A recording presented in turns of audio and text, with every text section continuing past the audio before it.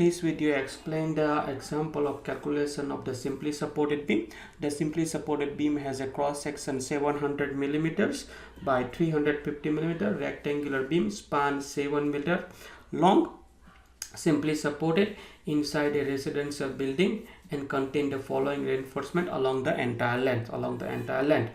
Now there are compression reinforcement 2 and 20 bars at the effective depth of 50 millimeters. And 4 and 24 bar at the effective depth of 645 millimeters. The top surface of the beam is not exposed to the atmosphere. The beam is required to support the following uniformly distributed service load. It has dead load of 30 kilonewton per meters, that include the beam self weight, and live load is equal to 20 kilonewton per meters. It has short term factor psi s equal to 0.7. It has long term factor psi l equal to 0.4. Now it asking you to predict the following short term deflections at the level of load will cause the flexure cracking to initiate. So what happens here? This is the load deflection cause as the beam will loaded under the self weight and dead load, that will have immediate deflections. Let's say at A. I think before the cracking it will have B1, and then if you have a beam crack will be B2.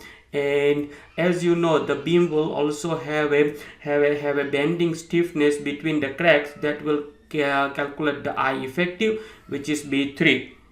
Now at the level of load will cause the flexure cracking at the initiation. So we are looking for what the moments that we will get at the point A. Under the short term serviceability load, so under this load, if you substitute Ig, like at Ig, what would be the B1? I cracking moment. So when the beam is a crack at B2, what is the deflections? And I effective would be between the Ig and I crack. It is due to the tension stiffening effect. We will have this effect called it's called tension stiffening effect. Due to tension stiffening effect, the actual curve, this is the actual curve, this deflection curve that you are seeing is actually this actual deflection curve under this loading curve. Well, this is a theoretical one. Well, the cracking moments, when we assume that the beam does not carry the beam under tension does not carry any load, that is I crack. But generally beam will have some bending resistance in the tension side of the concrete, and because of that it has some stiffness added to the I crack. So therefore we need to calculate I effective using the Australian standards. But they have give you the various deflections that will allow us to compare at the different level of the loading in the beam. So as the load is at 0, you have 0 deflection. As the load increase, the deflection will increase in the beam.